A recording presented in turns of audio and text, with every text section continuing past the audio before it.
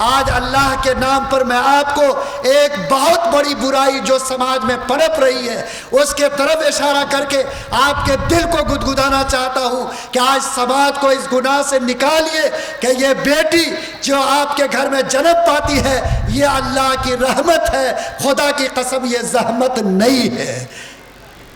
بولیے نا، یہ تصور پیدا کریں گے دل میں کہ نہیں کریں گے؟ رحمت سمجھیں گے کہ زحمت سمجھیں گے؟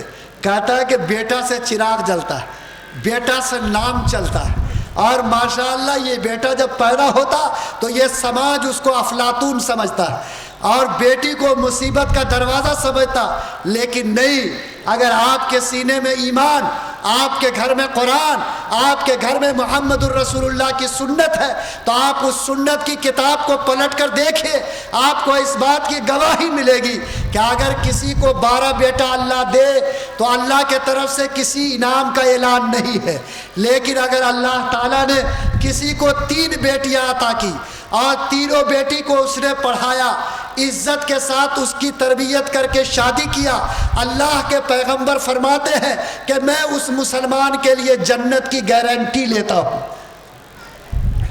ارے بولو نا، کس کے لیے؟ 12 بیٹا والے کے لیے کہ 3 بیٹی والے کے لیے؟ ایک صحابی کنارے سے کھڑے ہو گئے، کہا اللہ کے پیغمبر اگر کسی کو 2 بیٹی ہو، نبی نے فرمایا کہ وہ بھی اللہ کی جنت میں جائے گا، اور فرمایا پیغمبر نے کہ جنت کے بھی کوئی سلیپر کلاس میں نہیں ہوگا، فرمایا نبی نے کہ وَأَنَا وَأَبُوهَا كَهَاتَيْنِ کہ جنت میں جو میرا مقام ہوگا اس مقام سے صرف 1 درجہ نیچے اس باپ کا مقام ہوگا جس کو اللہ نے 3 بیٹیوں کی نعمت دنیا میں عطا کی ہے۔ آج بولو، جب جنت کا ریزرویشن بیٹیوں سے ہو رہا ہے تو آج بیٹیوں کی پیدائش سے بھی مسکراہٹ آنی چاہیے کہ نہیں آنی چاہیے؟ لیکن اس سماج کا حال یہ ہے کہ اگر کسی کی بیوی کو 3 بیٹی لگاتار ہو جائے تو بولو پورا گھر اس کو گری نظر سے دیکھتا ہے کہ نہیں دیکھتا؟ سماج کی ساس کوستی ہے، ننند اس کو تانا دیتی ہے اور کہتا ہے کہ آئی ہے تو بیٹی کا فیکٹری لے کے آئی، معلوم نہیں کیسے کہاں سے آ گئی اور پورا منحوس سایہ ہمارے گھر میں ڈال رہی ہے۔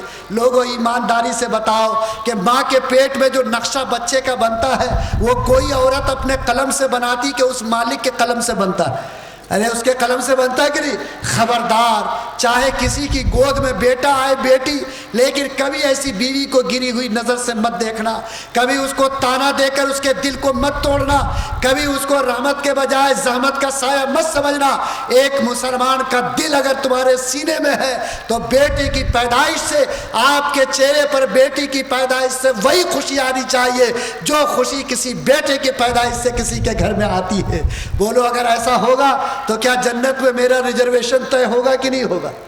ارے بولو نا، ہوگا کہ نہیں ہوگا؟ ہاں، اور یہ بات بھی سمجھ لیجئے کہ 12 بیٹا والا بھی دنیا سے جاتے جاتے کیا سب پا کے جاتا ہے وہ معلوم ہے کہ نہیں ہے؟ کوئی دنیا میں پائے کہ نہیں پائے، اگر 2 بیٹا بھی بدتمیز ہو گیا تو پھول گالی کے چڑھتے ہیں اور ماشاء اللہ کچھ فائٹنگ ویٹنگ کا آشیرواد تو دنیا سے لے کر جاتا ہے۔ ارے لے کے جاتا ہے کہ نہیں لے کے جاتا؟ ہاں، اور ذرا سا بیچارہ باپ مر گیا اور خدا نہ خواستہ معاملہ صاف کر کے نہیں گیا تو روزانہ قرآن کی آیت کے بجائے گالی کا نذرانہ اس کے قبر پر چڑھتا کہ نہیں چڑھتا؟ یہ بیٹے کا انعام ہے جو دنیا میں ملتا، اور وہی باپ اگر بیمار ہو جائے اور وہی ماں اگر بستر پر لیٹ جائے تو بہو کو بدبو آنے لگتی ہے۔ ارے آتی کہ نہیں آتی؟ بتاؤ ایمانداری سے، بیٹی کا ہاتھ اس اخیر وقت میں بھی ماں باپ کے کام آتا کہ نہیں آتا؟ اور طے کرو، دنیا کا یہ فارمولہ طے ہے کہ ایک باپ اور ماں بیٹے کے دروازے سے بھوکا لوٹ سکتا لیکن اپنی بیٹی کے دروازے سے بھوکا واپس نہیں آ سکتا۔ یہ بیٹی تمہارے لیے زندگی میں بھی مصیبت کی ساتھی ہے، تمہارے لیے محبت کا عنوان ہے، اللہ سے جنت کی گارنٹی اور ضمانت لینے والی ہے۔ اس لیے آج کے سماج کے حالات جو بگڑ رہے ہیں اور جس طرح دوسری کمیونٹی کے لوگ آج بیٹی کو زحمت سمجھ کر آج اس کو پیدا ہونے سے پہلے ماں کے پیٹ میں مار رہے ہیں، خبردار، ایک مسلمان کا ہاتھ کبھی اس غلط عمل کی طرف نہیں بڑھنا چاہیے، ورنہ کان کھول کر سنو، اگر کوئی شخص کسی بچے کو ماں کے پیٹ میں مارتا ہے تو اللہ تعالیٰ قرآن میں فرماتے ہیں وَإِذَا الْمَوْءُودَةُ سُئِلَتْ بِأَيِّ ذَنبٍ قُتِلَتْ کہ اللہ اس مرنے والے بچے کو قیامت کے دن اپنے عدالت میں کھڑا کرے گا اور اس مجرم ماں باپ سے پوچھے گا کہ بتاؤ کس جرم کی بنیاد پر تم نے اس کو قتل کیا تھا، اور جب تک وہ مجرم ماں باپ اللہ کی عدالت میں جواب نہیں دے گا، ہزار نیکی کے باوجود اس ماں باپ کا قدم خدا کی جنت کے طرف نہیں بڑھ سکتا ہے۔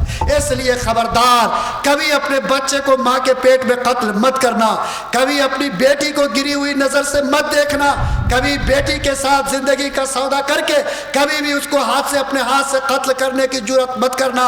اور آج جو ناپاک کلچر اور جو دنیا کی گندی تہذیب آج ہمارے دروازوں کو دستک دے کر آج ایسے غلط عمل پر مجھ کو مجبور کر رہی ہے، آپ کے دل کے اندر جذبہ پیدا ہو کہ انشاءاللہ میرا قدم اس کے خلاف اٹھے گا، اور اس سماج میں انشاءاللہ ہم بیٹیوں کی زندگی کو تحفظ عطا کر کے رہیں گے، انشاءاللہ دیں گے۔ ارے بیٹیوں سے ہوگی محبت کی نہیں ہوگی؟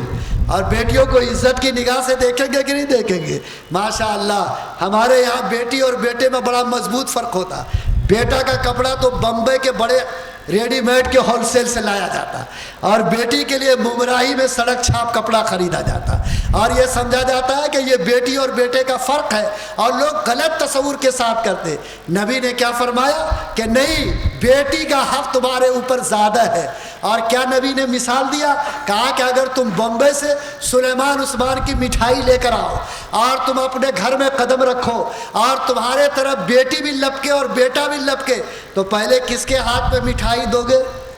ہمارا تو حال یہ ہے کہ بیٹا کے دونوں ہاتھ میں دیتے اور بیٹیوں میں توڑ توڑ کے حصہ کرتے۔ ارے بولو، کرتے کہ نہیں کرتے؟ پیغمبر فرماتے ہیں کہ اگر مجھ سے محبت رکھتے ہو تو میری سنت یہ ہے کہ پہلے تم بیٹی کے ہاتھ میں تحفہ دو، تب تم اپنے بیٹے کے ہاتھ میں تحفہ دو۔ بولو، یہ پیغمبر صلی اللہ علیہ وسلم نے کتنی عظیم سنت تم کو سمجھائی۔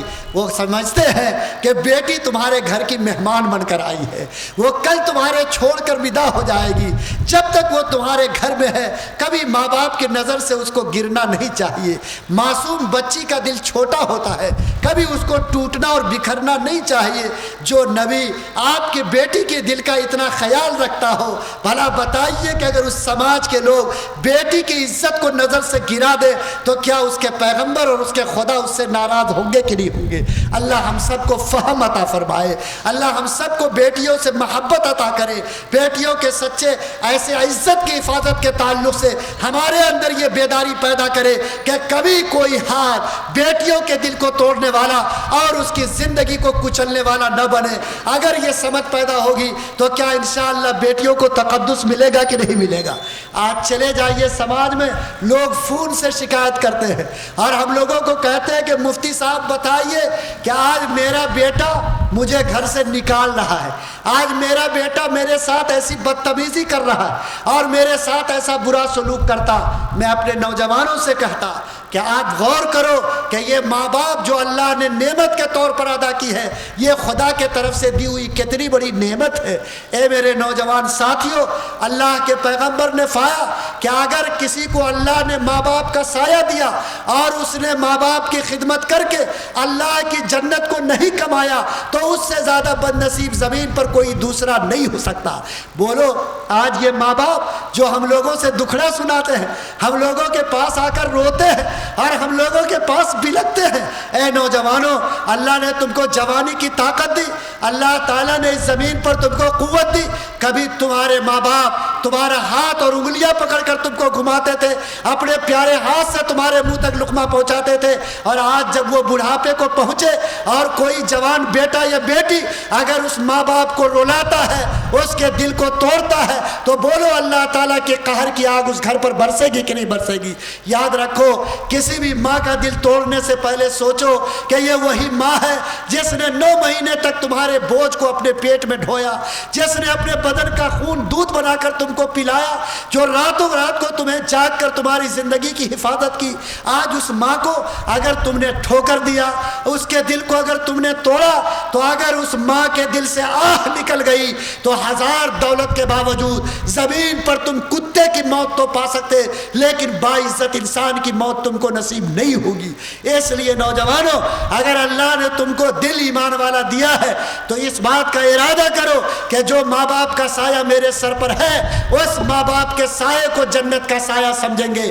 ہم کبھی بھی اپنے ماں باپ کے دل کو نہیں توڑیں گے، کبھی بھی اس کے دل کو دکھنے نہیں دیں گے، کبھی بھی اس کے آنکھ میں آنسو دیکھنا پسند نہیں کریں گے۔ آج کے لوگ بھول بھلیا میں ہیں۔ ہمارے نوجوانوں کو بیگم صاحبہ کے آنچل کی ہوا لگتی ہے تو ماشاء اللہ اس کا موڈ بھی چینج ہو جاتا ہے۔ ارے ہوتا ہے کہ نہیں ہوتا؟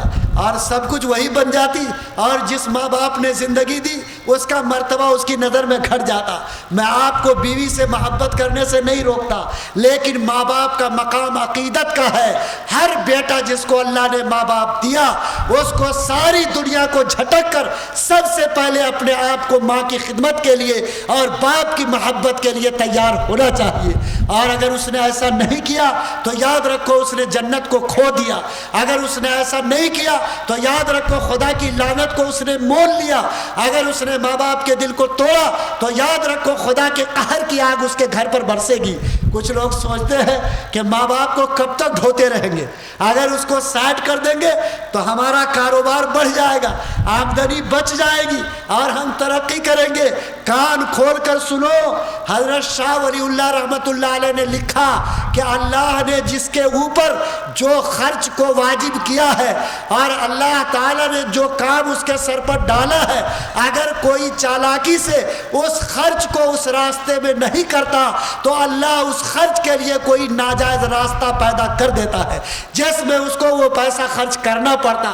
اس لیے کبھی چالاک بننے کی کوشش مت کرنا، اور کبھی مت سوچنا کہ ماں باپ کے کھانے اور علاج سے بچا لیں گے تو میرا کاروبار چمک جائے گا۔ خدا کی قسم کہیں ایسا نہیں ہوتا، اور کبھی آپ کا مذہب اور آپ کی شریعت اس کو اجازت نہیں دیتی۔ ماں باپ کا مقام کتنا اونچا ہے، کتنا اونچا ہے۔ لوگوں کبھی غور کرو، محمد الرسول اللہ صلی اللہ علیہ وسلم نے فرمایا کہ اگر کوئی جوان بیٹا یا بیٹی اپنے ماں باپ کو ایک مرتبہ محبت سے دیکھے تو اللہ تعالیٰ ایک مقبول حج کا ثواب اس کو عطا کرتا ہے۔ ایک صحابی کنارے سے کھڑے ہو گئے اور کہا کہ اللہ کے پیغمبر، اگر کوئی 100 مرتبہ اپنے ماں باپ کو روزانہ محبت کی نظر سے دیکھے تو کیا اللہ 100 حج کا ثواب دے گا؟ پیغمبر نے فرمایا کہ اللہ بہت بڑا ہے، اللہ اس کو 100 مقبول حج کا ثواب عطا فرمائے گا۔ بولو یہ ماں باپ اتنی بڑی تمہاری محبت کی علامت، تمہارے لیے جنت کی ضمانت، تمہارے لیے حج کے ثواب کا درجہ، اور آج اس ماں باپ کو تم گری نظر سے دیکھو، اس کے دل کو